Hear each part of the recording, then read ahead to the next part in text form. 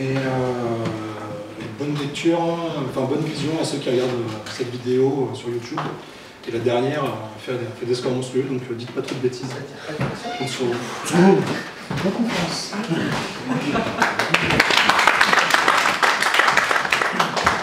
Ça y est, c'est fini. Alors du coup, bonjour à tous. Pour commencer, une petite précision d'ordre juridique. Bien sûr que les résultats que vous allez voir ici sont le fruit de notre travail dans le groupe d'études Vadicator, où on travaille donc à l'affûté principalement, puisqu'à l'OGN, nous ne pratiquons pas à l'affûté, bien entendu. Nous avons par contre utilisé tout ce savoir et cette expérience dans notre pratique au simulateur, et on essaye de vous la transmettre au maximum lors des cours que nous dispensons à l'OGN, William pour l'épée longue et moi pour l'épée bob. Alors, tout d'abord, le petit sommaire. Donc, on va partir sur les fameux DQ, qui est une méthode très importante. On va commencer par le quoi qu'est-ce, le quoi qu'on a, ensuite le quoi qu'on fait. Donc, je pense que ça vous parle à peu près, on a fait simple. Quoi que ça a fait dans le passé, donc là ça va plutôt parler du passé, de l'histoire. Quoi que ça change, c'est-à-dire la différence entre le simulateur et l'épée.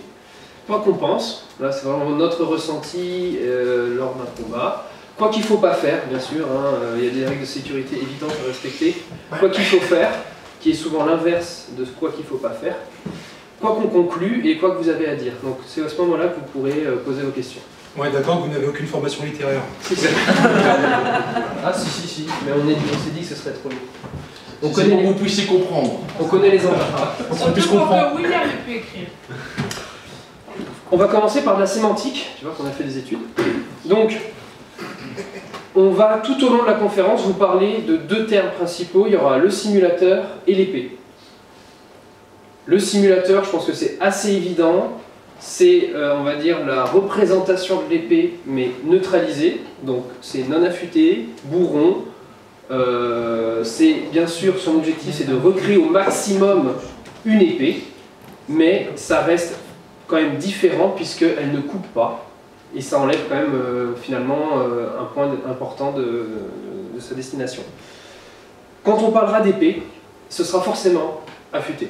D'accord ? On ne va pas dire une épée affûtée, ça pourra arriver, mais le but c'est vraiment une épée, ça coupe, un simulateur, c'est un simulateur. Un simulateur, alors, faut pas croire que l'épée est forcément extrêmement dangereuse parce qu'elle coupe, et le simulateur ne l'est pas. Un simulateur est dangereux, ça reste un morceau de métal qui a les mêmes caractéristiques physiques, qui peut être vraiment dangereux pour votre pratique et vos doigts aussi notamment. Donc on va essayer de vous montrer tout au long de la conférence les caractéristiques essentielles d'une épée et ce que ça implique comme changement. Et on essaiera de mettre toujours en parallèle avec le simulateur qui est finalement ce dont on se sert le plus dans les AMHE à l'heure actuelle. À toi William, si tu veux décrire la différence entre les épées. Les différences entre les épées et simulateurs, en 4 points. C'est là vraiment le fil, la pointe, le comportement et la physique de la lame. Alors c'est bien beau 4 points, mais c'est quoi? Alors le fil, tout bêtement, c'est ce qui coupe. C'est ce qui fait qu'on va apprendre à correctement saisir les lames, et ça a changé énormément de choses. On en verra plus tard, mais voilà, ça paraît tout bête, mais oui, une épée, ça coupe, un simulateur, non. Voilà, ça c'est... Voilà. Pour la pointe, pareil, hein, c'est très évident, c'est pour les stocks. Avec un simulateur, si je décide de rentrer dans Adrien, je vais pas y rentrer. Voilà, sauf si j'y vais comme un âne, mais encore une fois, c'est pas le but. Avec une épée, je rentre très facilement. C'est là du coup, ça voilà. Le comportement. Alors le comportement, c'est un peu un mélange du fil et de la pointe. C'est lors d'un échange. Comment est-ce que se comporte? Déjà, lorsqu'on va frapper, les frappes vont être un peu plus déviées, elles vont être plus. Enfin, vu que la lame est plus fine, on a plus de mal à la voir. On va essayer d'être beaucoup plus attentionné lorsqu'on va se servir. Alors le comportement bête et méchant, c'est si on vient prendre le fer, ça a tout un sens. Ça a vraiment tout un sens. Avec une épée, les épées vont mordre l'une dans l'autre, excusez-moi. Et à partir de là, on va pouvoir commencer à jouer plus intérêt. Et surtout plus de peur. Voilà. La physique de la lame, ça va être, par rapport au simulateur, le poids. Une épée va être plus lourde qu'une fédère. Ça, une épée qui fait 1m40 et qui pèse 1,2 kg, j'y crois pas. Ou sinon, c'est qu'elle est... Enfin, elle va prendre le vent tout le temps. Martialement, il n'y a aucun sens à mes yeux. Et le flex, elle va être beaucoup moins flexible. Là, comme vous pouvez voir sur une estoc, l'ornie-estoc, elle a du flex. L'épée quoi qu'il aura du flex, mais beaucoup moins. Je ne vais pas la plier à 90 degrés. Elle va finir par entailler. C'est ce qui va lui donner une meilleure perforation également dans le corps. Voilà. C'est pour ce que je dis. Après, c'est là où on va arriver à... Tout ce qu'on vous dit, c'est par rapport à notre vécu. Donc on va tout bêtement parler de ce que l'on a. Et avec quoi on s'est déjà entraîné. Parce que évidemment qu'on n'a pas fait toutes les armes qui coupent, on a vraiment juste fait épée courte et longue, du sax pour certains, donc c'est machette, hein, faut pas s'imaginer, le sabre qui en soi est, vous allez me dire, exactement pareil, mais pas tout à fait, on y reviendra, et la dague dans une certaine mesure. Donc la dague est bien sûr quelque chose d'assez particulier, mais qui reste aussi très efficace. Tac. Maintenant, on va passer sur la partie suivante, le quoi qu'on fait. Alors, globalement, on va pas vous mentir, hein, notre intérêt principal, c'est une démarche d'étude historique qui est de se rapprocher au maximum de ce qui était écrit dans les manuscrits, ce qui était vécu à l'époque, puisque c'était principalement des épées qu'ils utilisaient, sauf qu'on s'est précisé, bien sûr. De la même manière, on a un éclairage nouveau sur les techniques qui peuvent être parfois pas du tout efficaces avec un simulateur, mais qui prennent tout leur sens avec une épée. Ça remet énormément en cause, parce qu'il y a des choses qu'on pense acquises, des mouvements qu'on pense faciles, mais qui peuvent ne pas fonctionner à l'épée et inversement. Donc c'est vraiment des détails, mais quand on en arrive à un certain niveau, ces détails ont leur importance, parce que c'est ce qui va faire qu'on va être plus ou moins rapide. On a aussi comme objectif, bien sûr, de se rapprocher de l'état d'esprit des combattants, hein, ça on ne va pas vous le cacher. C'est vraiment un des objectifs précis, quoi.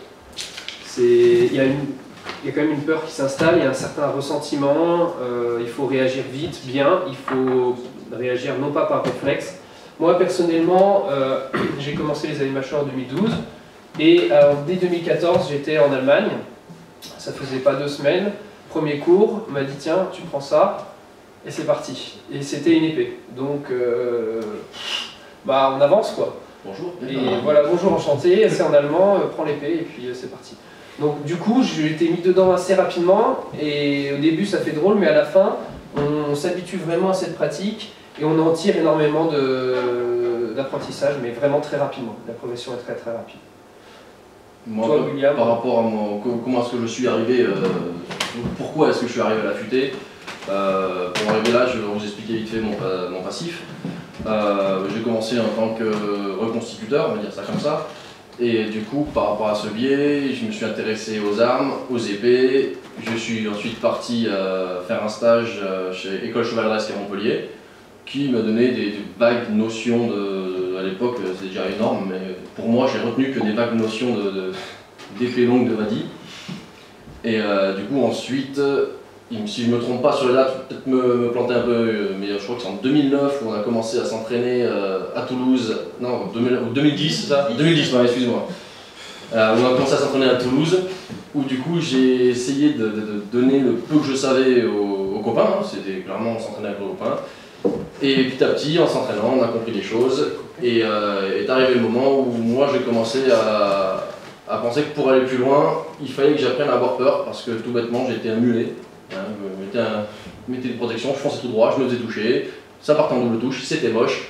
Et du coup je me suis dit tiens, si j'apprenais à avoir peur. Alors je suis passé dans plusieurs stades. D'abord j'ai enlevé les protections, et là on a commencé à me dire attention, la PD n'est pas d'accord avec ça. Ensuite j'ai fait très bien, j'ai bougé de la Fédé, et on a commencé à travailler sans protection, et ensuite est arrivé la suite logique, c'était les épées. Voilà, c'est pour moi comment est-ce que je suis arrivé et pourquoi y suis arrivé. Tout bêtement pour apprendre à avoir peur. Donc c'est vraiment une volonté, hein. C'est-à-dire qu'on doit toujours aller vers quelque chose, dès qu'on a une question, on y répond, puis on veut aller toujours plus loin dans l'expérimentation. C'est vraiment le cheminement en commun qu'on a eu avec William.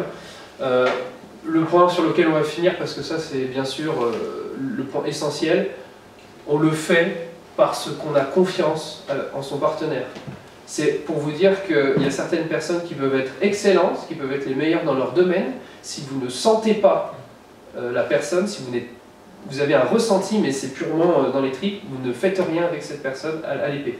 Même au simulateur, un combat, et des fois vous sentez qu'il y a des personnes, ça passe pas, bah là à l'épée c'est encore plus net. Vous ne le sentez pas, vous ne le faites pas. Et il y a justement cet effet-là avec d'autres trancheurs européens, d'autres escrimeurs, c'est toujours la confiance. C'est-à-dire il ne peut pas y avoir d'ego là-dessus. Si la personne on dit désolé, non je peux pas, c'est pas de souci, c'est même très bien que tu prennes cette décision si tu ne le sens pas. Voilà.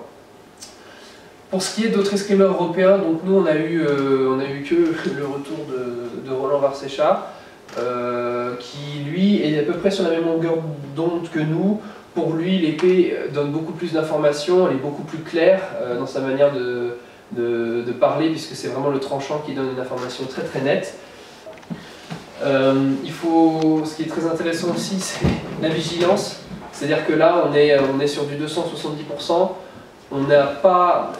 Le problème, c'est qu'en fait, si on n'est pas à l'affûté, vous êtes toujours en train de vous dire, bon, il y a quand même un risque qu'il ne se passe rien.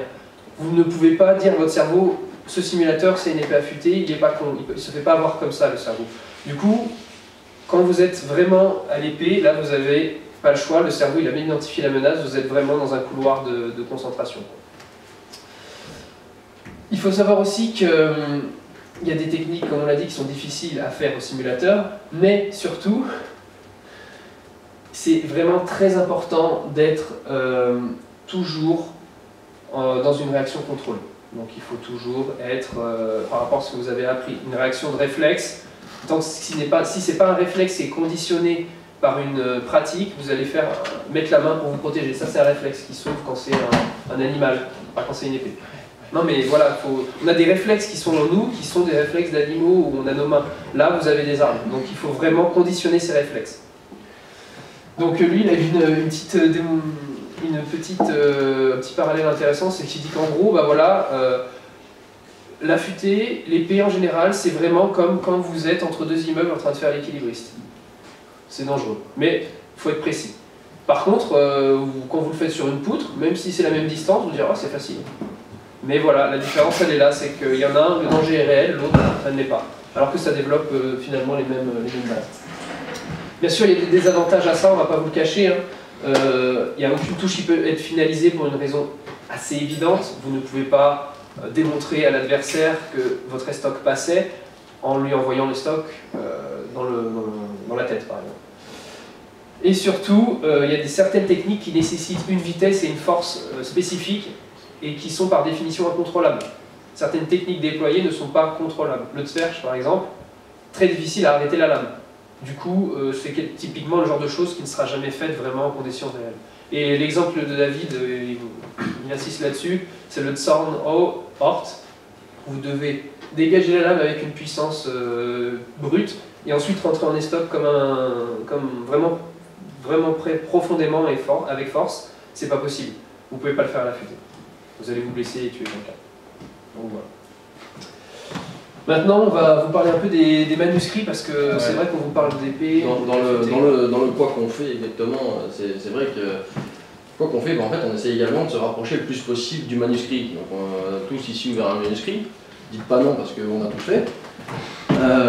Et dans le manuscrit, pour être vraiment accurate, pour être fidèle au manuscrit, on se dit bon, bah, on va passer à la tranchante. Ceci dit, il est vrai qu'il y a des... Comment est-ce qu'on peut savoir si le manuscrit parle d'épée ou de simulateur? On a noté notamment certaines phrases donc, chez Vadi, dans le folio 4 verso, pour une épée en armure, aiguisée sur 4 doigts. Chez l'aiguisée, je pense qu'elle est censée trancher. Ensuite, dans le folio 9 verso, nous fendons et taillons avec douleur. Pareil, c'est très parlant. Je vais continuer. Nos coups laissent de sanglantes traces. Image est bien. Et dans le folio 19 recto, c'est le jeu 6, je crois que je te trancherai au milieu de la gorge. Je pense que c'est précis. Là-dessus, on est d'accord. Chez Vadi, ça coupe. Donc on parle d'épée. 10 mètres. Dans le 1.33, c'est jamais vraiment précisé. On s'en doute, mais c'est pas précisé. On va arriver, pareil, où on n'est pas de certitude, c'est sur Lichtenauer. Donc dans le verset 93, on parle de frappe, mais rarement du résultat. Donc est-ce que, oui ou non, ça coupe? Encore une fois, on ne sait pas. Par contre, dans The Art of Defense on Foot de 1898, splendide bouquin qui se paraît, je viens de dire, là clairement il parle de cut. Cut, là, en traduction littérale, c'est une coupe. Donc voilà. La seule différence, ce qui nous a aidé à penser que les autres manuscrits sont des épées et non des simulateurs, c'est que lorsque ce sont des simulateurs, c'est précisé. Tout bêtement, je sais que c'est précisé ou par rapport à l'année de sortie du manuscrit, il est interdit de tuer. On parle juste de blessure. Donc du coup, tant que ce n'est pas précisé pour une arme qui soit bluntée, on pense que c'est du tranchant. Donc une épée. Voilà. Ça c'est comme ça qu'on a avancé, qu'on est arrivé au point que ces manuscrits-là sont des épées.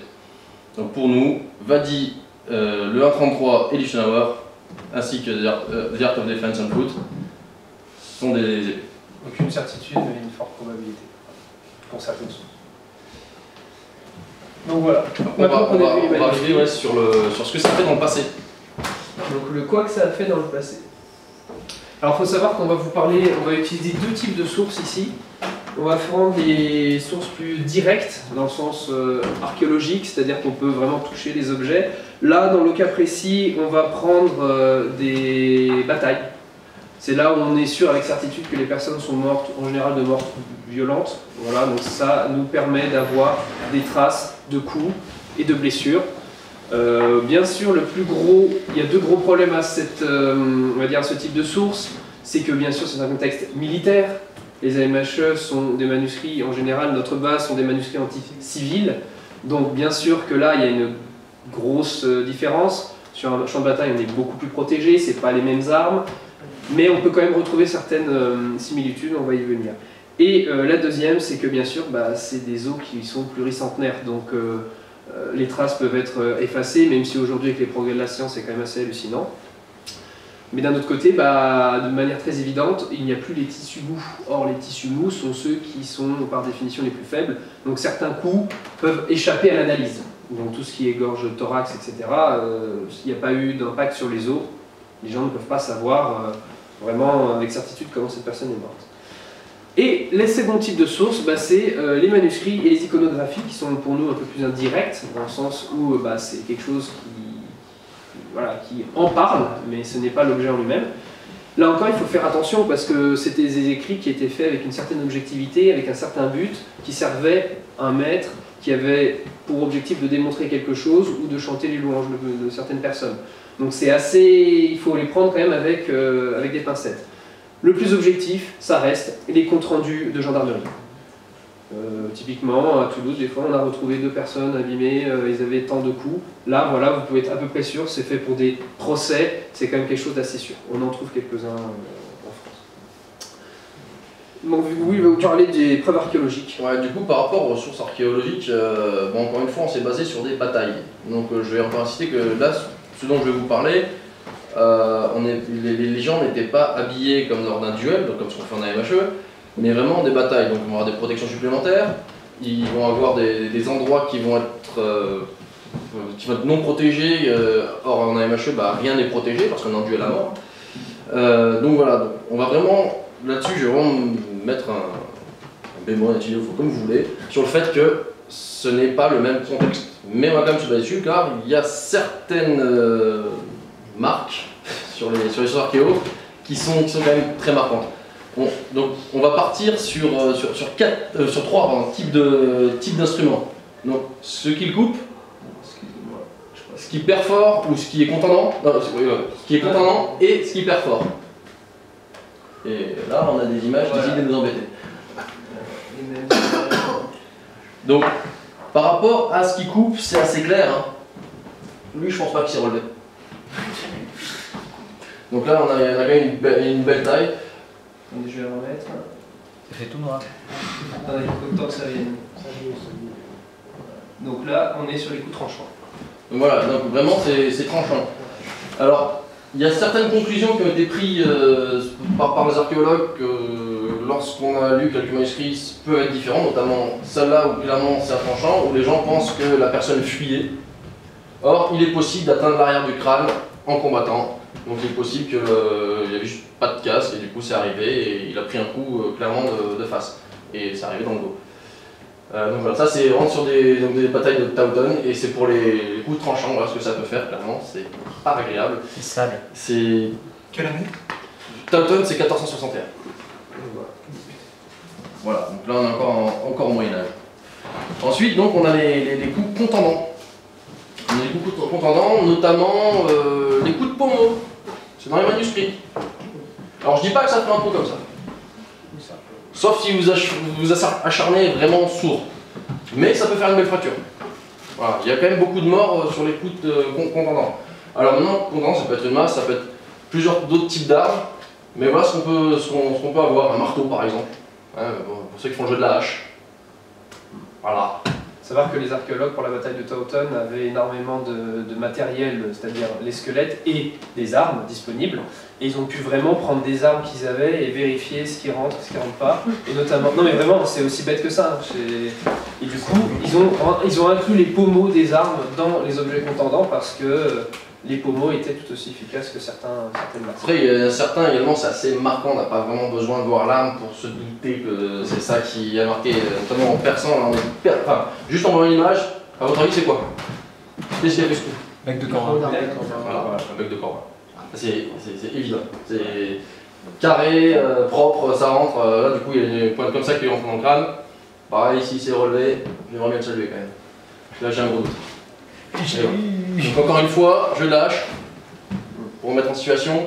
D'accord, encore une fois, c'est pas le même contexte, donc la tête est beaucoup plus souvent ciblée. D'ailleurs sur tout le panel de corps qu'ils ont trouvé, la plupart du temps les coups étaient aux mains ou à la tête, parce que le corps était protégé. Donc est-ce que c'est pas une cible ou autre? Ça du coup c'est plus à moi de voir. Je vais vous laisser avec la tête.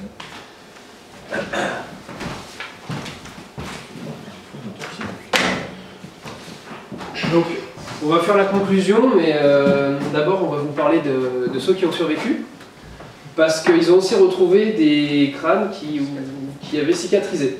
Donc, notamment celui-là, on voit qu'il a eu un bel... je pense pas que ce soit un coin de lit, quoi. C'est vraiment... Il a fait des batailles avant. Et surtout, celui-ci, qui est quand même quelqu'un d'assez connu, c'est... Vous voyez cette balafre-là, et ben, dans la vraie vie, il ressemblait à ça. Donc ça veut dire que le gars il n'en était clairement pas à sa première bataille, c'était quelqu'un qui approchait la cinquantaine, donc il en avait fait un paquet, et il est quand même, il a pris un coup qui l'a violemment abîmé, mais il n'en est pas mort, pas de celui-là en tout cas. Je me permets 2 secondes pour vous dire en fait, donc ce personnage-là est mort à Towton, voilà. C'est pas celle-là qui l'a tué, c'est ça. Ouais. Ah, il manque la moitié, c'est Oh putain. c'est un acte hostile. Là c'est... C'est ce que les conclusions là. Mais lorsqu'on voit où on se dit des fois une touchette sans handicap, bah, lui il s'en est bien porté. Il était pas beau, il était vivant. Alors, il y a plusieurs interprétations possibles sur tout ce qu'on a vu comme blessure. Donc déjà, privilégié. Car malgré la solidité du crâne, hein, c'est une forme en forme de sphère, c'est très solide. Et ben, même si c'est protégé en bataille, c'est là souvent où les coups décisifs sont portés. Il faut savoir que les casques, à l'époque, même s'il y avait le casque en intégralité, on soulevait souvent la visière pour voir, parce qu'il vaut mieux voir que rien comprendre. Donc, le visage était très certainement accessible, d'où le grand nombre de blessures portées au niveau du visage. Le cou, qui semble une cible très difficile à atteindre, en civil, non, mais en militaire, oui, c'est quand même grandement protégé. On a très peu de traces de coups sur le cou.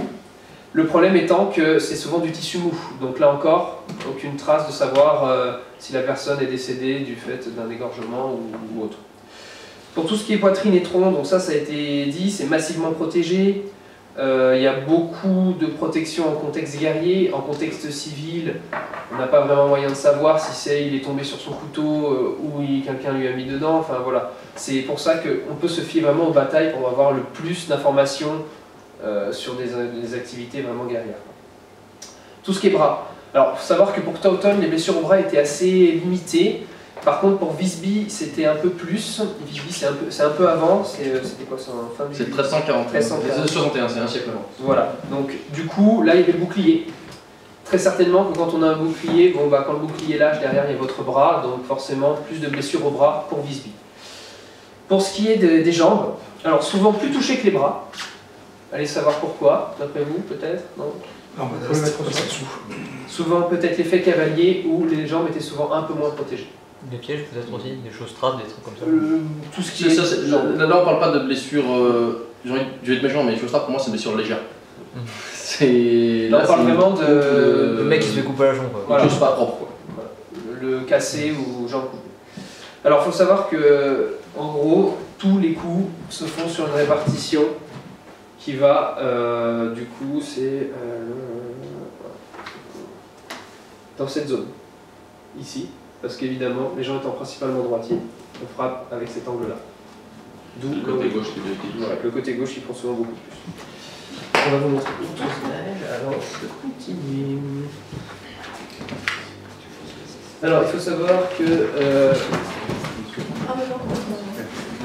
voilà, là, eux, ils y sont restés. Il y en a quelques-unes autres. Donc lui, il en a pris quelques-uns en haut, il y a eu acharnement, lui, il en a pris une nette, lui, il s'est passé à travers. Là, on voit clairement. Et là, bah, en fait, une lame, une épée, pour le coup, hein, là c'est sûr, est venue, a tranché et a complètement cassé le reste du crâne. Et lui, on l'a remis parce que bah, il en est sorti la couleur. Il est cassé par impact ou il est passé? Non, là c'est sectionné. Ici, là, ça c'est sectionné. C'est coupé jusque-là, oui, voilà. Et en fait, jusque-là, il le reste à casser. alors, si vous voyez ici, là, ça a brisé. Mais tout le reste, c'est très net.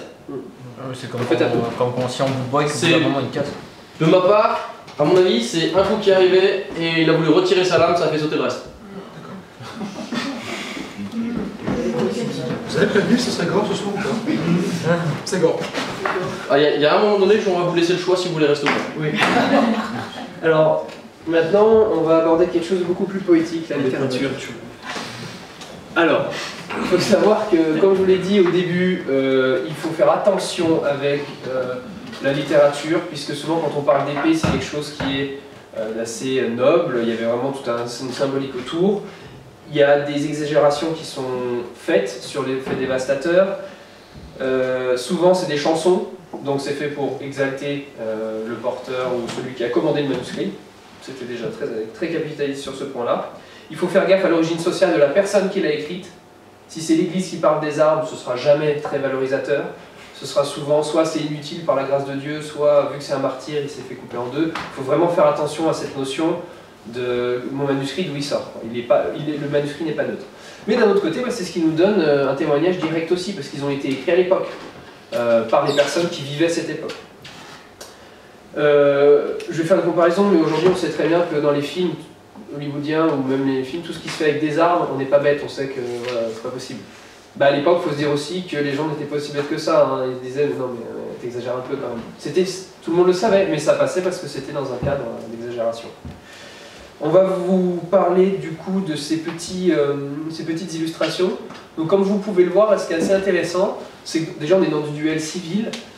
Et ce que je vous disais, c'est vraiment cet effet où on peut prendre plusieurs coups sans forcément y rester. C'est pas parce qu'on saigne qu'on est mort. Là, on voit ces personnes-là qui ont pris quand même quelques coups aux mains et à la tête. Donc, comme vous avez dit, les parties les plus accessibles.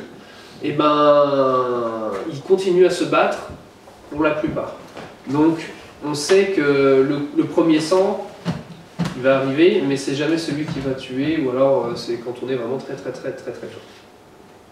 Autre chose, on va vous parler, ça c'est dans le Acta Periodica Duellatorum de 2015, où en fait, alors le titre si ça vous intéresse, c'est l'analyse comparée de deux récits autobiographiques du XVIe où en fait c'est un Allemand et un Italien qui ont eu une vie assez rocambolesque et qui ont plusieurs fois eu à se battre et à tuer pour leur vie ou pour l'honneur.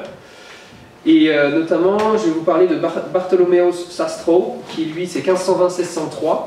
C'est un notaire du nord de l'Allemagne qui était un peu marchand et diplomate aussi. Du coup, à un moment, il fait le récit d'une attaque de sa caravane par des bandits. Et il dit notamment « Mais un autre mécréant, chargeant furieusement, découpe un morceau du crâne de mon frère aussi gros qu'une couronne. Le fragment d'os qui adhérait à la peau était aussi gros qu'un ducat. » Un petit coup comme ça. Et dans le même temps, reçoit une profonde entaille à la gorge. Bien entendu, mon frère perd conscience immédiatement et est laissé pour mort par les bandits qui pillent la caravane. Ensuite, une femme a bandé sa tête, ils atteignent Ribnitz, où le chirurgien ferme l'entaille à la gorge à l'aide de broches, et le gars repart. Donc, il n'est pas mort. Il a quand même pris quelque chose à la gorge, il a eu un morceau de crâne qui a volé, il n'est pas mort. Ça ne veut pas dire qu'il peut toujours compter jusqu'à 1000, mais il n'est pas mort. Après l'importance également, c'est pas forcément de tuer, c'est également de mettre hors combat. D'où se toucher sans se faire toucher. Avant tout, ne pas se faire toucher. On va montrer une petite vidéo. Je change. Tac.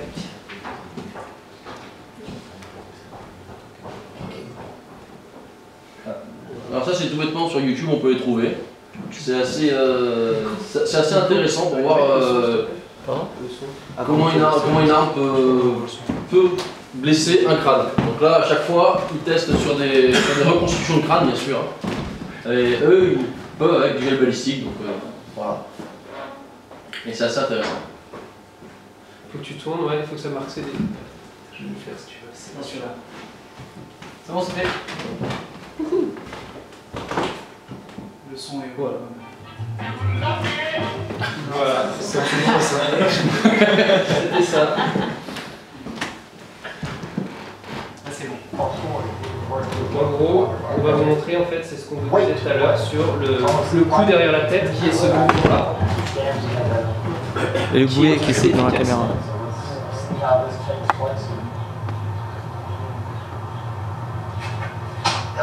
Voilà. Donc voilà, en fait, Voilà. vous pouvez Moi, voir je que l'entrée. c'est juste avec l'énergie de la lame et en revenant derrière qu'il est venu frapper. Et ça rentre bien assez. Ce qui peut nous poser des questions si le personnage d'avant, on voyait une belle montagne derrière la tête, fuyait ou était en face. Il n'a pas vu venir de toute manière. Il a senti. On va vous montrer aussi les stocks. Génial. Formidable. Attendez, excusez-moi. Donc là, c'est pareil, hein, c'est un gel balistique, mais on est, c'est juste une tête de zombie, qui se sont amusés. Voilà. Ça n'a aucun intérêt. C'est là. Voilà. Allez. Donc vous voyez, là, typiquement, je ne sais pas si vous vous souvenez, le crâne avec le centimètre qui traversait, on est sur ce genre de dégâts, quoi. Donc là, on a eu vraiment la taille, le coup de tranchant et les stocks qui sont toutes les deux tout aussi efficaces. Après, comme à la fin de sa vidéo, donc je vous invite à aller le voir encore une fois, c'est un youtubeur qui fait des choses assez intéressantes. À la fin de sa vidéo, il explique que le coup est donné par lui-même et qu'un escrimeur expérimenté ferait sans doute mieux. Donc voilà. Mais c'est-à-dire que lui, clairement, il dit moi, j'ai pas fait de la rapière toute ma vie, donc les esprits reportés ne sont pas aussi. Mais ça prouve qu'il n'y a pas besoin de les stocks, il n'y a vraiment pas besoin d'être doué. Il faut juste savoir faire 2-3 trucs de base et ça marche. Voilà. Maintenant, on va vous parler de ce que ça change globalement l'épée et la fusée. Ouais. Alors. Là, on a beaucoup parlé de. On a montré des choses qui sont coupées, qui sont faciles à couper. En fait, c'est pas parce qu'on a une épée affûtée que forcément on va réussir sa coupe. Les personnes qui ont fait quand même fait un mouvement martial intéressant. Celui qui est arrivé derrière est parti pour envoyer sa lame par rapport au point d'orientation pour donner plus de force. Ensuite, a vrillé, ce qui a donné un mouvement de coupe. C'est pour ça qu'il est rentré facilement. Maintenant, si on n'a pas, si on tape comme si on avait une batte de baseball, bah on va faire un bleu. À la rigueur, on va petit peu entailler un petit filet de sang, mais rien de martialement intéressant, quoi. Donc vraiment, pour couper, pour que ça fonctionne, il faut vraiment arriver précisément, avec un certain angle, bien gardé, savoir se tendre et être tendu au bon moment, pas constamment. Si on est tendu constamment, bah, ça fait batte de baseball. Alors si on vient frapper et qu'on est souple, et si on est souple sur la main et qu'au moment de l'impact, on va tout rigidifier, on va maintenir en place le poignet et continuer le mouvement, là on va avoir un bon mouvement de coupe. Après, il faut vraiment suivre dans le mouvement. Si on met l'épée qui est complètement différent, enfin si le plat de l'épée ou l'angle des quillons, voilà, est complètement pas d'accord avec votre poignet, bah, on ne fera rien du tout. On va dévier, ça va pas être intéressant. Et il y a également une chose, pour faire une coupe, il faut quand même mettre un peu de force. Voilà, ça, bon, pas de la force, pas frapper comme un âne, mais il faut mettre un peu de force. Généralement, l'épée va donner la force. Là, notamment, l'épée que j'ai reçue de Thibaut, elle fait 2,2 kg, elle a un POB à 14, son poids lui-même suffit quasiment tout seul à couper. Ah, POB, oui, le point de rotation de la lame pour pouvoir tourner plus efficacement autour. Et juste en frappant, ce qu'il y a en face, bah, ça a mal. Mais si je n'ai pas la tension au bon moment, si j'utilise que son poids, je ne ferai rien. Donc on a fait des tests, il y a un moment de ça sur un porc, enfin demi-porc que l'on a habillé comme à l'époque. Voilà. Alors comme les porcs étaient habillés à l'époque. Ouais, voilà, exactement. Et on en rigole, hein, mais ça passait pas à travers à chaque fois. Il y en a quelques-uns qui étaient présents là, sur les frappes, ça ne passait pas à chaque fois. En plus, on l'avait attaché, il pendait, il bougeait. C'est-à-dire c'est quelqu'un, c'est pas quand il reçoit un coup, c'est pas. Hein, il bouge, il a peur, il recule. Donc il y avait vraiment cet effet de recul. Oui, mais c'est qu'il était déjà mort quand même. Un demi-porc. Ouais, je précise, c'est demi-porc vivant, encore une fois, je peux me saluer. Non, la vidéo va finir sur YouTube, mais tout le monde n'est pas. Bref. Non, donc du coup, le fait d'avoir du textile, donc au niveau textile, on avait mis 2 couches de lin et une couche de laine pour simuler une chemise et un doublé. Et bien encore une fois, il fallait bien être propre, avoir le mouvement de coupe pour passer à travers toutes les couches. Sinon, bah, on entaillait la première, la deuxième était un peu éraflée, et puis derrière il avait un bleu. Voilà. Donc là-dessus, voilà. Ceci dit, il y a d'autres armes qui, eux... Alors désolé pour ceux qui aiment ça, hein, je dis attention, c'est mon point de vue personnel, mais des armes pour simplistes. Hein, je vais me faire allumer, c'est pas grave. C'est le sabre. Le sabre et toutes les armes à lame courbe sont faites pour couper. Il n'y a pas besoin de mettre le mouvement de coupe. Beaucoup moins du moins. C'est pour avoir fait les tests, on a juste à y aller. Bon. Du moment où on a l'angle correct, on y va, ça coupe. C'est encore une fois des termes, mais c'est un peu demeuré. Après, je dis pas que martialement et techniquement ça change, mais pour la coupe, attention, je précise bien, pour la coupe, c'est l'arme la plus facile. C'est pas pour rien que c'était. Il y avait eu le sabre d'infanterie très rapidement aussi, parce que c'est quelque chose qui est très simple à utiliser. La courbure est déjà là, le boulot est à moitié fait. Pas besoin d'avoir des années d'expérience pour savoir couper. Non, ça n'a pas Non, mais c'est un fait, elle est une arme qui a réussi son pari, c'est voilà, ça doit couper, ben voilà, elle coupe, c'est fait exprès. Après, on va arriver avec un souci, c'est qu'on nous parle de technicité, de rentrer bien dans l'angle, de frapper correctement, et on s'est posé la question pour le transmettre en tournoi par exemple. Ben, c'est là où on va avoir un gros problème. Parce que déjà qu'actuellement, avec les règles de tournoi, c'est difficile de savoir si une frappe est valide ou pas. Si en plus on va devoir demander au juge et au maréchal de voir si le bonhomme avait correctement sa lame à tel angle ou pas et qu'il s'est tendu au bon moment pour rentrer. Qu'il a envoyé sa hanche, tout le corps, qu'il a ramené les bras. On n'a clairement pas le matériel pour ça, il faudrait filmer, faire une pause, revoir un truc. Donc clairement, là, pour transposer la coupe en tournoi, ça devient très compliqué. Voilà, sinon on prend des épées et puis on voit. On teste. Et puis on s'arrange avec les flics. Après, on est en train de vous dire, encore une fois, que couper, c'est pas forcément mortel, c'est difficile, vous dire, bah, en fait, ça sert à rien, en fait, une épée. En fait, depuis le début, effectivement, on vous a parlé de coupe. On a oublié un grand détail. Les stocks. Les stocks, c'est là, par contre, en éternuant, on peut traverser quelqu'un. C'est tellement fin, il y a tellement besoin de peu de force pour transpercer que bah, juste en faisant ça, je suis passé à travers, voilà. C'est vraiment facile à stocker. Donc il y a même dans le 1.33 où ils parlent du Langhort, ils disent donc dans le folio 1 comme la position dans laquelle toutes les actions des gardes ou de l'épée finissent ou trouvent leur conclusion dans cette garde et nulle autre ailleurs. Donc clairement ça finit en estoc et là on est sûr d'avoir touché. Après on va revenir sur les détails, oui mais il y avait moins d'estoc avant, non, dans un tissu rond encore une fois, pas sur des trous. Donc voilà, c'est une épée, ça reste quand même très pratique et très mortel. Voilà, et puis là, c'est là où on vous laisse avec Adrien.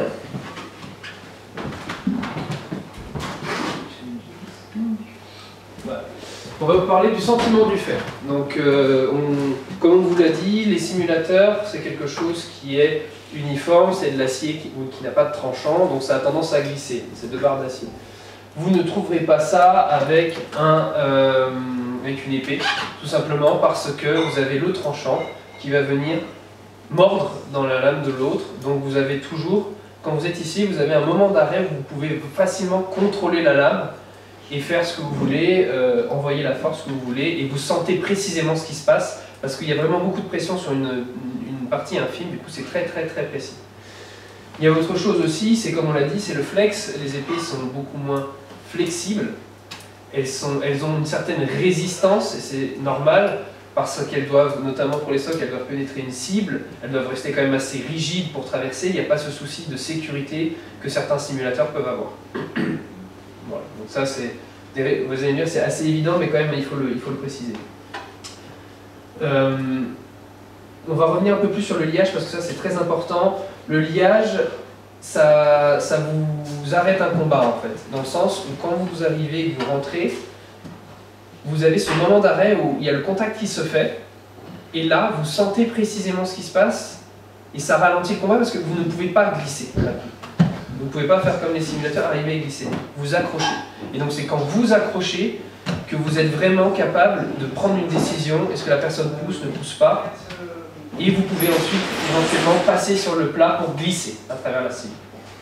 Donc là vous avez vraiment ce double jeu, cette double vitesse, rien que dans le comportement de la lame. Donc, je parle juste vraiment au niveau du liage. On aura beaucoup de mal à trouver avec les simulateurs. Lors des impacts, ça va glisser. D'où justement cette notion d'arrêt du combat, cette notion de vous avez le temps de comprendre ce qui se passe. C'est pour ça que vous ne pouvez pas réciter un certain nombre de gestes à l'épée. C'est pas ça, puis ça, puis ça. C'est à chaque étape, vous prenez une décision en fonction de l'information qui vous parvient, parce que vous avez une information très claire. Ça, vous pouvez le retranscrire au simulateur. C'est juste que le simulateur, c'est beaucoup moins précis, c'est souvent plus difficile à voir. Mais une fois que vous vous y habituez, bah, vous commencez à pouvoir mieux sentir et réagir quand il le faut. On a parlé de liage, on a parlé d'informations que vous ressentez, donc ça c'est quelque chose qui est passif, c'est ce que fait l'adversaire qui vous fait comprendre ce qui se passe. Mais le liage est aussi quelque chose qui peut être un peu plus offensif, puisque vous pouvez mordre dans l'épée de l'adversaire et contrôler la lame de l'adversaire. Parce que vous êtes coincés un peu l'un dans l'autre avec le tranchant, vous pouvez emmener et déplacer la lame. Et ça c'est très intéressant, parce qu'il y a des techniques du coup qui prennent tout leur sens. Le Zornhau, typiquement, dites-vous bien que si on le met à pleine puissance, on voudrait bien tester, mais il faudrait détruire de lames. Vous rentrez dans le fil de l'adversaire, vous restez littéralement collé et vous rentrez dans la lame de l'autre, et vous emportez sa lame et la vôtre directement vers l'adversaire. Par contre, il faut racheter une lame. Voilà. C'est bête, mais au moins vous êtes vivant. Donc dites-vous bien qu'il y a vraiment cette notion qui fait que on est à la fois offensif et défensif. Ça nous donne énormément d'informations et ça nous permet des choses légèrement différentes. Il faut savoir aussi que quand vous quittez le liage à l'épée, ça se sait immédiatement. Donc c'est très dangereux à faire, parce que vraiment, quand hop, directement, il y a un manque, la personne d'en face le ressent et elle peut rentrer très facilement. Alors nous, on a eu une petite comparaison aussi, c'est exactement à peu près comme Gats, c'est qu'en gros pour nous les simulateurs c'est un peu comme si on avait des talons aiguilles sur de la glace. Ouais, ça va, la manette est C'est bien. pas intéressant. C'est-à-dire c'est très dangereux. Alors que vous êtes pourtant pas dans un environnement, voilà, bon c'est certes ça glisse un peu par terre, le sol est glissant, mais vous avez des talons aiguilles. Bah, du coup, bah, c'est pas précis. Par contre, typiquement, nous, quand on est à l'épée, on est vraiment avec des chaussures de rando en montagne. La montagne c'est dangereux, hein, il peut se passer plein de trucs, il y a des falaises, mais vous avez le bon équipement. Donc vous êtes tellement plus sécurisé. Nous on a vraiment ce ressenti, quoi. Des fois les simulateurs, vous avez toujours testé cet effet, ils glissent, ils vous retombent sur les doigts. Bah, ça serait peut-être pas arrivé comme ça avec une épée. Alors, le dernier point important, c'est que le liage, on rentre dans l'épée de l'autre, donc on mord dans la lame de l'autre, donc on l'abîme. Et ça, je pense qu'on en prend vraiment conscience avec une épée. C'est-à-dire que si vous dépassez cet angle de 30 degrés ou 45 degrés, mais grand maximum 45 degrés, vous arrivez, vous mordez directement dans la lame, mais profondément. Du coup, certes, vous avez une bonne sensation au liage, mais vous défoncez votre lame, littéralement. C'est-à-dire que vous avez un trou dedans, si vous y allez comme un bœuf. Il faut savoir que du coup, l'angle des 30 degrés, si vous déplacez toujours avec cet angle des 30 degrés, vous avez vos quillons qui vous gardent la main, plus l'angle de coupe déjà. Et ça vous suffit pour avoir le tranchant contre tranchant et continuer. Donc, vraiment, il faut être très attentif sur la position de ses doigts, l'angle de son poignet et l'angle de sa lame quand vous êtes avec une affûtée. Alors, un autre détail aussi qu'on s'est rendu compte, c'est que les lames qui sont affûtées sont beaucoup plus porteuses avec le vent. Alors ça peut vous paraître un détail, mais vous sentez vraiment, en fait déjà, pour faire siffler un simulateur, il faut quand même envoyer. Là, avec une épée, ça siffle beaucoup plus facilement. En plus de ça, le fait que ce soit très aérodynamique, vous changez un tout petit peu l'angle quand vous déplacez votre lame, et bien vous avez une prise au vent qui s'effectue et vous sentez dans le poignet, ça peut dévier un peu votre cou ou le ralentir. C'est vraiment assez, ça se ressent vraiment beaucoup plus. Parce que la répartition est faite, sur un simulateur, vous avez de la matière jusqu'au bout, ça reste épais. Alors que sur une épée, c'est vraiment, ça se rétrécit au bout, donc on sent vraiment la différence. Et bien sûr, en temps de grand vent, ça porte et ça accroche très bien au vent. Donc, si vous voulez faire un test qui est à portée de tout le monde et pas avec des épées, prenez vos simulateurs, mieux sur nylon parce que voilà, vous les mettez vous allez dans un lac et vous frappez. Ah, ça paraît bête, pourquoi ça? Tout bêtement parce qu'en fait, l'eau va servir d'épaissir l'air en fait. Et du coup, vous verrez comment ça réagit. Si vous n'êtes pas bien aligné, une frappe, juste je vais arriver pour faire une jolie rota, je vais me retrouver avec l'épée de l'autre côté, du même sens où j'ai frappé. Pourquoi? Parce qu'en fait, tout bêtement, vu que je vais modifier mon angle, et l'eau va faire une pression qui fait que ça va changer complètement ma frappe. C'est un petit exercice que vous pouvez faire. Je conseille d'y aller avec des nylons, hein, ça craint moins l'eau. Et voilà. Là, on va vous montrer typiquement au simulateur, et vous entendez beaucoup ce bruit de glissement, ce bruit métallique que vous connaissez tous. Voilà. Donc c'est quelque chose d'assez visible. Par contre, si on va un peu plus loin, là c'est toujours pareil. Donc là, vous voyez par exemple lors d'un liage, vous voyez que les lames peuvent bouger et glisser, vous connaissez cette sensation. Ça peut être très utile pour rentrer rapidement, mais il n'y a aucune sécurité à rester au liage parfois. C'est pas aussi net. Maintenant, quand on est au tranchant, c'est beaucoup plus silencieux. Parce que le tranchant ne fait pas le bruit. Et vous voyez que lorsqu'ils sont en bind, ils peuvent amener l'un de l'autre là où ils veulent. On a vraiment un contrôle beaucoup plus important de la lame.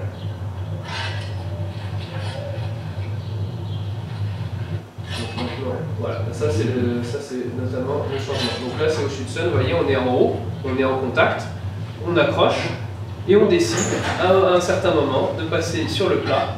Voilà, et hop, et on glisse, parce qu'on glisse avec... Je ne sais pas si vous avez vu à quel point l'épée a plié. L'épée a bien plié pour montrer qu'il y avait vraiment de la pression, et du moment où il est passé sur le plat, ça a tout relâché.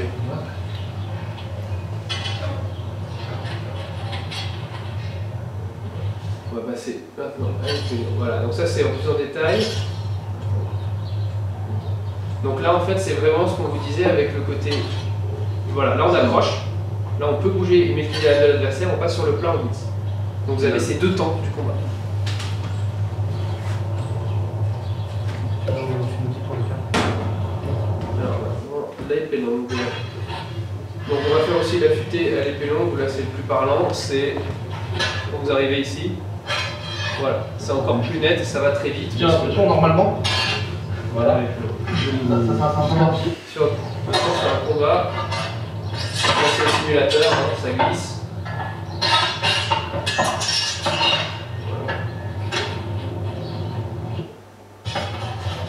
Et là, c'est plus au simulateur. C'est plus le simulateur. Donc c'est beaucoup plus silencieux. Il y a des moments où on reste en contact.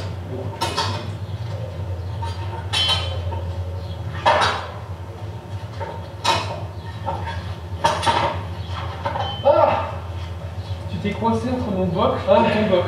Donc en fait, typiquement, là avec les affûtés, c'est tout bête, mais on peut rester coincé sur, sur du bois, sur du cuir. Donc le boc adverse peut être un piège, le sien aussi. Là, j'ai exercé une pression avec ma lame contre sa lame. Il s'est coincé entre les deux bocs, il ne pouvait pas On glisser. peut se servir du fil de l'autre. Ouais, donc, T'as fait pause de gong.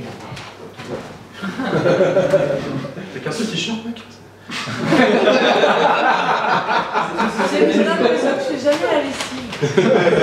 Je suis en train de se laver. C'est marrant.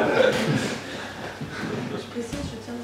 un autre combat, c'est épée box. Voilà, là, on est à la LVM. Voilà. Et donc on fait une démonstration avec du public autour de nous. Vous verrez bien qu'on a quand même personne autour de nous. Non, je précise. C'est pour ça qu'il a dit gueule, hein, c'est pas autrement. Hein. Voilà. Et il faisait 40 degrés. Tu peux te décaler, s'il te plaît. Ça, t'es trop bien.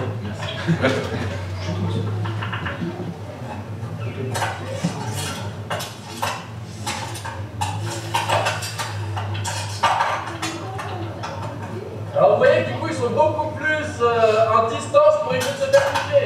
Car là, le but n'est pas de toucher, d'en toucher un. Le but, c'est vraiment de ne pas se faire toucher. Donc, c'est vraiment en distance.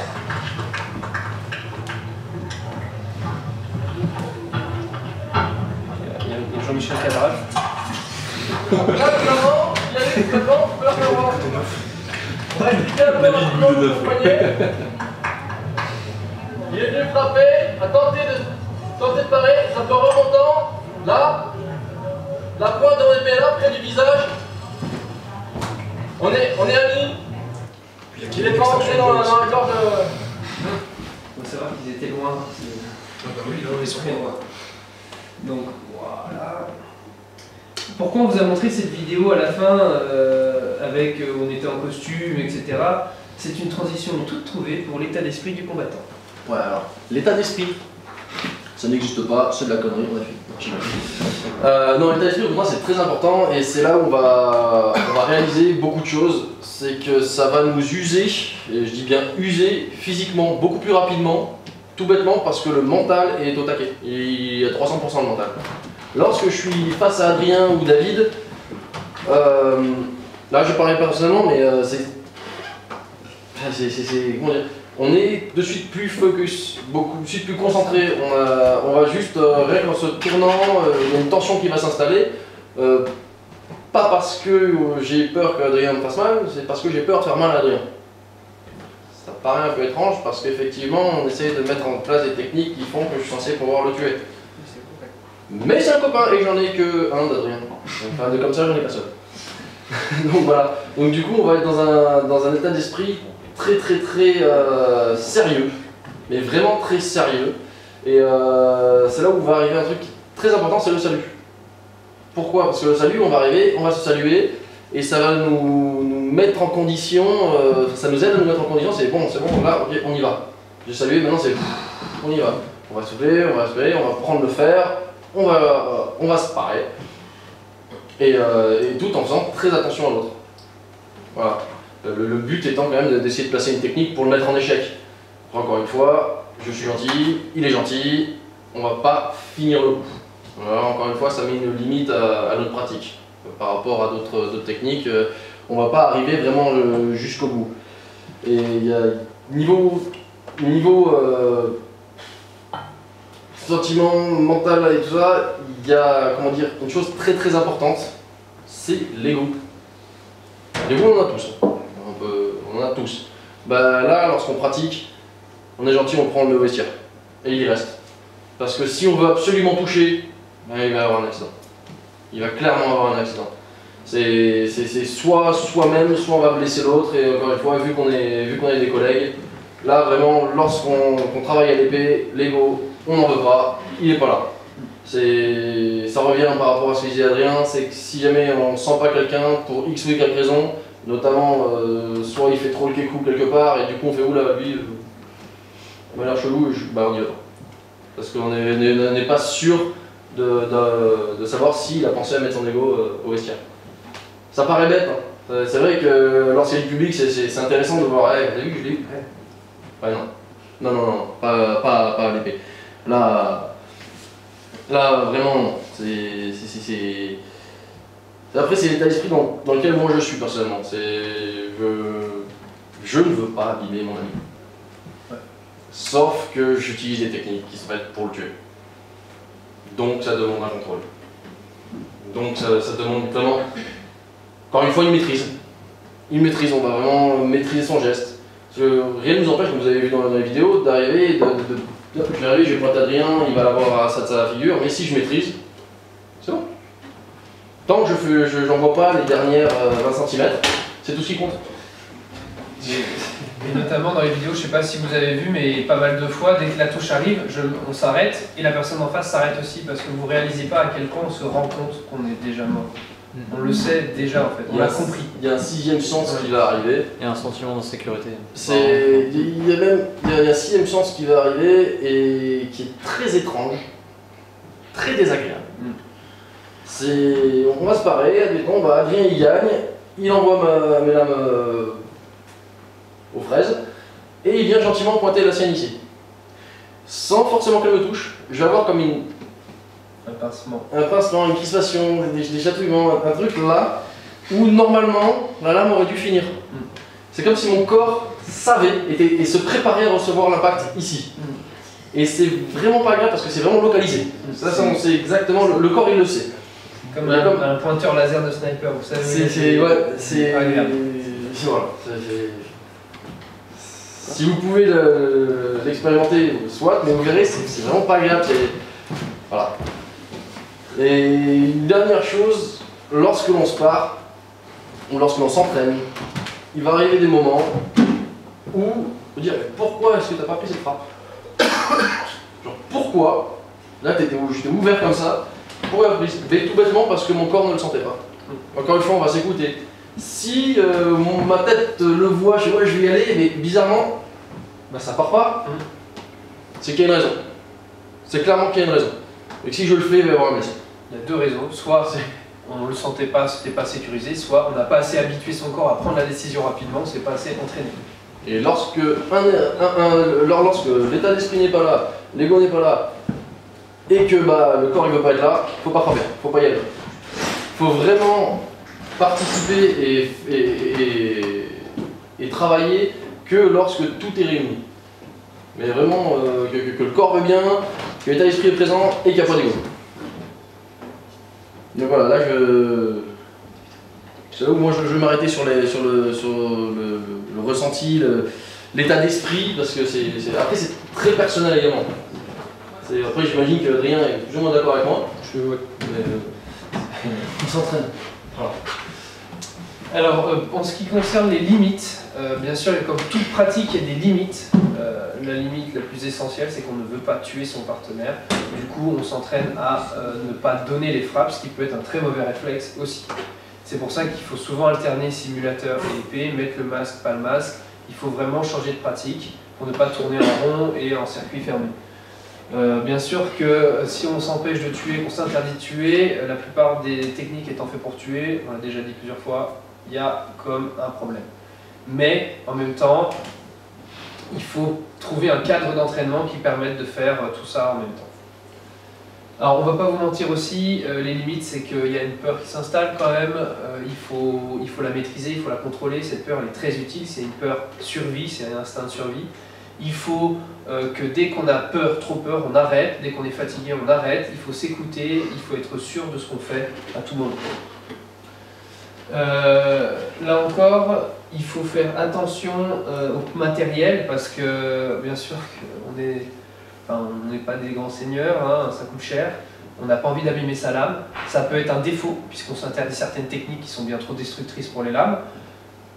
Mais en même temps, connaissant le prix de ce genre d'engin déjà à l'époque, on se doute aussi qu'il y avait un état de préservation des lames. On voulait quand même préserver un maximum sa lame pour qu'elle soit utile le plus longtemps possible. Donc, la plupart des techniques, souvent, vont quand même essayer de préserver un maximum les lames, mais ça peut aussi être un frein à la pratique. Moi j'ai une autre limite également, c'est le temps de sparring, le temps d'entraînement. Parce que le temps d'entraînement, vu qu'on est tellement focus dans ce qu'on fait, qu'on ne réalise pas parfois qu'on est fatigué. Donc on est obligé de s'arrêter, faire des pauses pour vérifier l'état général. Parce que si on s'écoute pas, pareil, on va à la catastrophe. Et ça vraiment, les temps de travail sont réduits du coup. On ne va pas pouvoir se parler aussi longtemps à l'épée qu'au simulateur. Donc les effets pervers, on vous l'a déjà dit, hein, c'est que le simulateur peut être considéré comme non dangereux finalement, et puis il y a une baisse d'attention dessus. Ça c'est pas bien, il faut faire gaffe. Pour faire la transition, en fait, là on a déjà pas mal parlé, mais sur quoi qu'on pense. Donc ça veut dire qu'en gros, c'est quasiment un résumé de tout ce qu'on vous a dit avant sur la pratique. Vous les avez ici, je pense qu'on n'a pas besoin d'aller beaucoup plus loin, on en a déjà bien parlé, mais vraiment, ça c'est quasiment l'essence de ce qui se passe dans nos têtes ou ce qu'on a vu tout au long de notre expérience. Donc il y a le fameux sixième sens, on a conscience de l'environnement autour, même si on est hyper concentré, on sait qu'il y a un mur derrière, on sait qu'il y a quelqu'un. En même temps, il pourrait bien y avoir un T-Rex qui passe, on s'en fout, le danger il est devant. Il y a une concentration extrême, ça va avec bien sûr. La peur est présente, mais il faut être maîtrisé. Il faut avoir confiance en son partenaire, ça c'est non négociable. Il faut se rapprocher des finalités du manuscrit, bah, mine de rien c'est un peu ce qu'on recherche, hein. C'est vraiment découvrir comment, pourquoi il fait pas ça, pourquoi il réagit pas comme ça. Tel mouvement le suit là. Voilà. Et ne pas le faire si son corps le dit non, là c'est vraiment, il faut s'écouter, il faut faire attention. Et si son corps n'est pas prêt, bah, il faut peut-être le conditionner, faire plus d'entraînement. Après, quelque part, c'est très très intéressant. Le travail à l'épée, c'est extrêmement intéressant. C'est aussi super cool, mais avant le super cool, attention, il ne faut pas se faire avoir par ça. C'est vraiment. Moi, je trouve ça vraiment intéressant, on peut réussir à découvrir, et j'en ai vraiment l'impression qu'on se rapproche énormément avec ça de la réalité. Ce qu'on n'a pas mis là, peut-être c'est vrai, il a raison, c'est qu'il faut avoir envie de le faire. Si vous n'avez pas envie, il ne faut pas le faire. Et, il faut. Voilà, c'est pas. Vous pouvez très bien avoir des personnes comme nous qui vous transmettent ce qu'ils en ont ressorti et à vous de l'utiliser ou pas. Vous pouvez l'utiliser juste avec 2 couteaux, tester le liage hein, chez vous dans la cuisine, juste voir et vous aurez conscience de ça et vous pouvez peut-être le transmettre dans votre pratique. Mais il y en a qui vont le faire, d'autres non, c'est pas grave. C'est juste, il faut avoir envie, il faut pas y être forcé. Quoi. Dire, si vous voulez progresser mais que c'est pas votre truc, ben c'est pas grave, il n'y a pas de souci.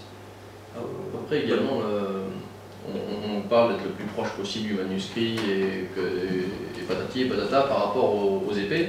Faut savoir qu'on le considère comme un outil.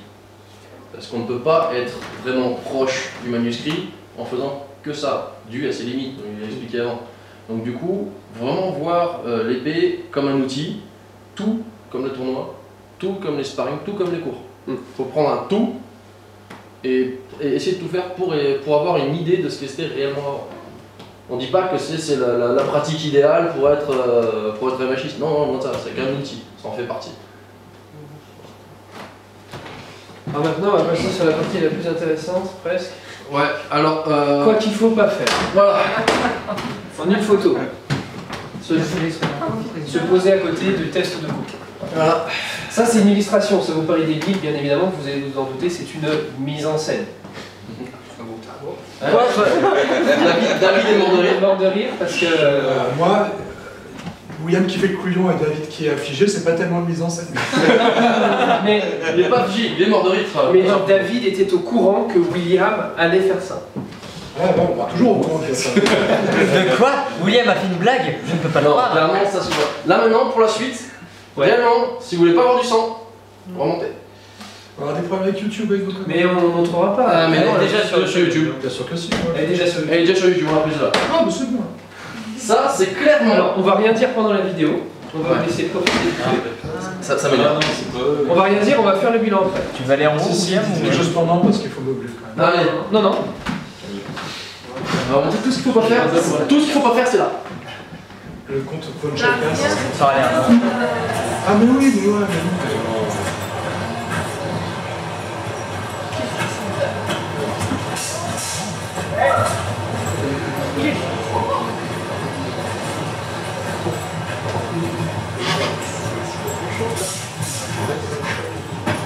C'est étrange. Oui.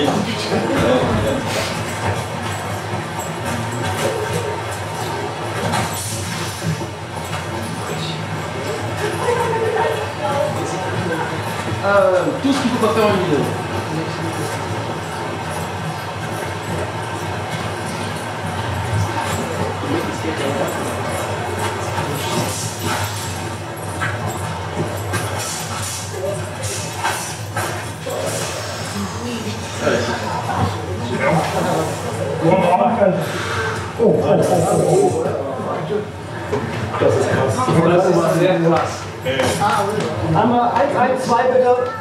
Le malaise.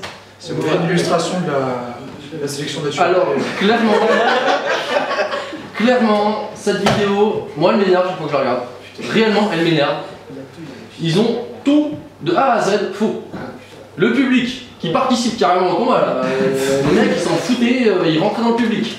Ils sont barrés en courant, je sais pas si c'est le public. Ensuite, le public pas du tout respectueux par rapport à la pratique des autres. Moi je dis pas qu'il faut être respectueux de ça. Attention, parce que c'est vraiment débile. C'est des abrutis finis. Le public qui se marre à côté.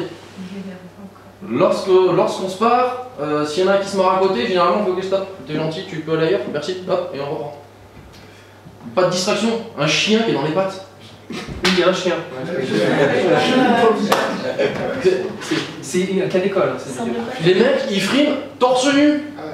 Alors, je dis pas, nous on nous met en tenue civile, donc ok, on est en tenue civile. Mais putain, quoi. Torse nu. Ça m'énerve vraiment cette vidéo. Mais il faut y passer, c'est pas grave. Dernier truc, c'est aussi la grande maîtrise martiale de l'art. Ah ouais. Il y a tout ce qu'il faut. En fait, c'est vraiment là, si l'escrimeur commun, comme défini par le 33, le mec, il sait à peu près que la pointe doit être vers l'adversaire. Mais ça peut marcher, il peut vous avoir, hein, parce qu'à taper comme un sourd, ça va rentrer. Ce qu'on vous montre, c'est que la suite de la vidéo est floue. Ceci dit, malgré le flou, il pète une lame. Oui. Oh putain. Il pète une lame. Voilà. Tranchante. Hein. Il y a un morceau de lame tranchante qui part. Non, on dit que c'est des abrutis finis et de A à Z, ils ont tout faux. Donc voilà, quoi qu'il faut pas faire, eux. Mais c'est quoi le contexte de la vidéo? C'est un club d'AMH? C'est des combattants d'Hambourg. C'est des imbéciles. C'est la fête de la bière. Non, là, ça c'est. C'est ce qui n'a rien à voir avec Ça n'a rien à voir avec Zayo, je sais pas. Mais le problème, c'est que ce genre de personnes-là, quand les gens le voient, ils font ah, c'est cool ce qu'ils font. Ah, et ils bravent les blessures. Nous, non, parce que nous, on sait très bien. Mais un adolescent de 15 ans, il ne sait pas. Donc voilà, en fait, vous prenez la vidéo, vous faites l'extrême opposé, vous avez ce qu'il faut faire. Voilà. Donc, vraiment, c'est un cas d'école, il y a tout, il y a le chien, le public, les gens qui font n'importe quoi, ils se couent. Il y en a même des vidéos, cette vidéo, vous pouvez la trouver en version longue, où ils se battent dans une rivière. Avec les épées pour ceux qui sont en train de galérer à marcher. Ils le font avec un sabre, des sabres dans des ruines, et ils s'avoinent comme des malades. Ils sont géniaux. Ils sont géniaux. Ouais, complètement ironique. Sur YouTube. Voilà, maintenant qu'est-ce qu'il faut faire? Quoi qu'il faut faire? Ça retient. On prend l'article. Voilà. Sélection naturelle. Il faut faire preuve de retenue, bien sûr, et de précision dans ses coups. Non. Se protéger avant tout, ne pas être à poil. Être attentif à son adversaire, à son environnement, le chien, le public. Craindre les lames tout en sachant les utiliser et les manier comme jamais, maîtriser ses coups, mais craindre la lame, ils n'en ont clairement pas assez peur. Laisser son ego de côté quand on se montre ses jolis muscles en n'ayant absolument aucune maîtrise, je pense qu'il y a un petit problème d'ego. Sans cesse apprendre et ne jamais se considérer comme étant en sécurité. Voilà, c'est ce qu'il faut faire pour nous. C'est la base. Évidemment, on vous rappelle qu'il y a les règles de la fédération sur les tests de coupe qui sont toutes aussi... pour la coupe, c'est ce qu'il faut faire, mais toujours, il y a quoi qu'il arrive, utilisation d'une arme, distance de sécurité, il faut faire attention, il faut avoir quand même un matériel minimum, il faut au moins être, franchement il faut être habillé parce que vous ne vous rendez pas compte à quel point on les habille avec les coups. Voilà. Par contre, il faut pas... Hein? Apparemment les muscles aussi ça. Les muscles s'arrêtent et l'os aussi arrête le coup. C'est prouvé. Mais alors, ah oui, il y a aussi une autre vidéo magnifique où ils s'envoient des estocs avec des boucliers vikings, mais des trucs à toute blinde et les gars. Ils ont un casque, vous inquiétez pas. On est quoi qu'il faut faire. Bien sûr, là on l'a pas noté, mais il faut pas se protéger avec une. Il faut pas mettre de protection en soi. C'est-à-dire, il faut pas mettre un masque et des gants comme ils ont fait parce que quand vous commencez à vous protéger, vous êtes en confiance. Du coup, c'est con, hein, mais un masque vous vous sentez invincible. Et c'est là où arrivent les bêtises. Il vaut mieux justement ne pas avoir de protection, de surprotection pour vraiment prendre les bonnes distances et les bons réflexes. C'est tout bête, hein. Prenez les manuscrits, vous voyez ce qu'ils portaient. Portez pareil. Je dis pas un costume, attention, hein, je dis juste vêtements civils. Non, vêtements civils, très bien. Gants, ah oui, les gants sont présents sur les manuscrits, donc pourquoi on ne les utiliserait pas? Voilà. Voilà. Vous voyez, donc typiquement... là, ils n'ont pas de gants. Là, ils ont pas de gants, mais en soi, dans les manuscrits, ils ont des bottes. Dans le 133, ils ont des gants. Hein? Dans le 133, il y a clairement des gants. Il y a des gants. Donc, voilà. Si on se protège, enfin, on met ce que moi j'appelle un retard hat. Donc, un casque de retardé mental. Et du coup, après, on tape comme un idiot et on fait comme dans la vidéo. Donc on finit sur les petits mots de la fin, donc on vous a déjà dit, donc William 2018, citation, les talons aiguilles, la glace, les chaussures en montagne, c'est des chaussures de rando, et avec Oliver Secham aussi qui est tout aussi imagé, et son équilibriste entre deux immeubles, et le faire sur une poutre. C'est deux choses différentes, mais qui finalement sont la même chose, c'est-à-dire vous marchez sur une poutre ou vous marchez sur le sol, c'est juste que selon l'outil que vous utilisez, vous allez être en galère ou pas. Oui, mais même avec la pente.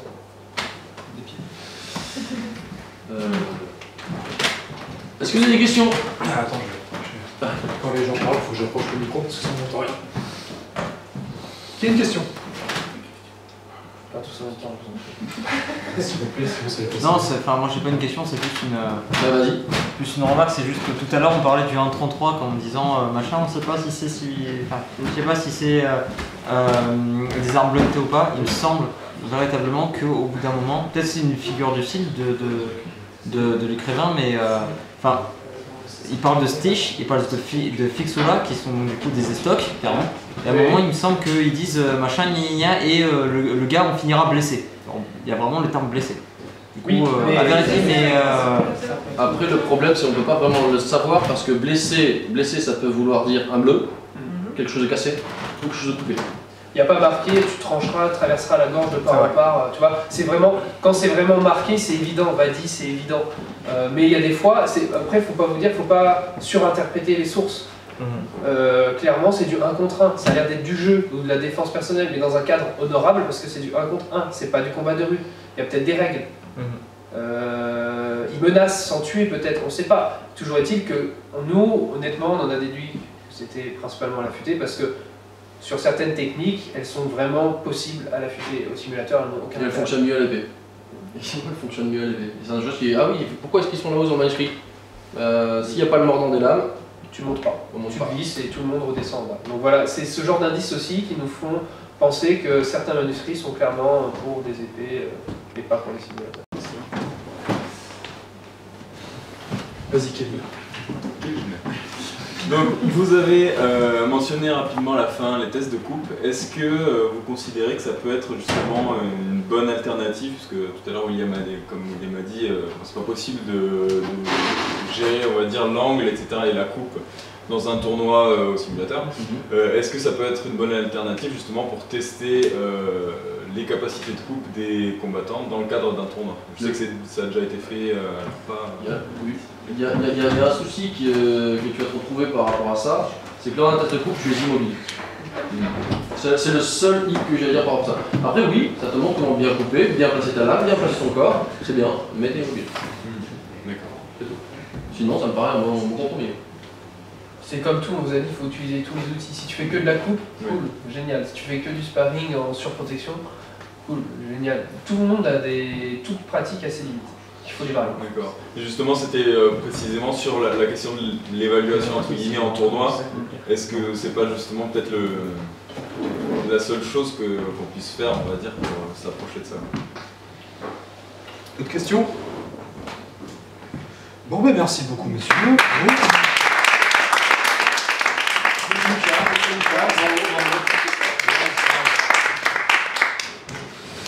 Et ben, merci à tous ceux qui l'auront regardé sur YouTube. Je crois que vous allez faire quelque chose pour le blog aussi, du coup, là-dessus. Ouais, c'est sentimentdufer.wordpress.com, donc on va guetter ça aussi. Alors, on espère bientôt, je vous attends, quoi. Ce sera plusieurs fois. Voilà. Merci pour votre travail et surtout n'oubliez pas, les armes c'est dangereux. Voilà, faites attention. Merci à tous d'être venus, merci aux Amazars, merci à David qui a beaucoup participé à cette conférence mais qui n'est pas là parce qu'il a l'idée spéciale de prendre des vacances, je n'ai compris. Parce que normalement on l'a donné à 3 cette conférence. Voilà, 3, il n'est pas là. Et merci à lui pour son travail et à bientôt. Voilà, Coupez pas de qui sera.